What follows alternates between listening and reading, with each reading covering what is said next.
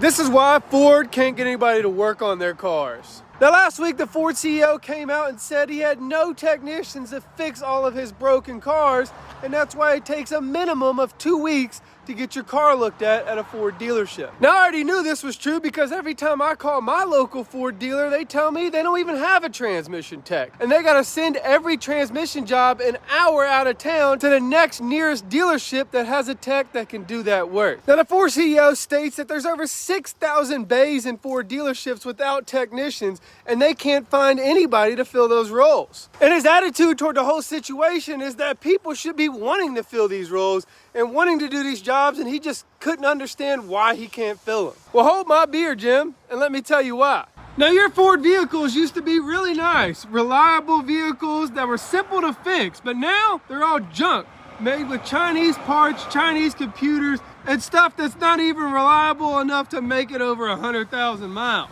We all know the Ford Focus was a complete disaster, and you had to warranty at least half of them that you built. And these Escapes with the 6-speed transmission, they're failing more than ever. Let's face it, Jim, your vehicles are crap, and instead of designing them properly, you just put all the fixes on the back of your mechanics who you don't pay enough. Not only are the vehicles crap, but you gotta buy fancy scanners, special sockets, and special kits that are expensive just to be able to work on them. Now these are the reasons the mechanic shortage is pretty much everywhere in all dealerships, but Ford is one of the worst about gouging their customers and not paying their techs enough. Now this is a big problem for Ford because Ford doesn't make much money on just selling their cars. They make most of their money on servicing the fleet of their cars that they sell. And without mechanics to service that fleet, they could just go belly up. Now I see this ending one of 3 ways. Either Ford will take their cars and start making them better, more reliable, and easier to fix. We know that's probably not gonna happen, so their second option is they could pay the mechanics what they truly deserve,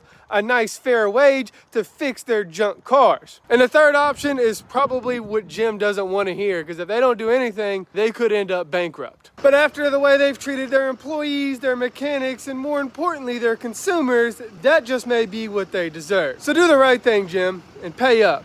And stay dirty and subscribe.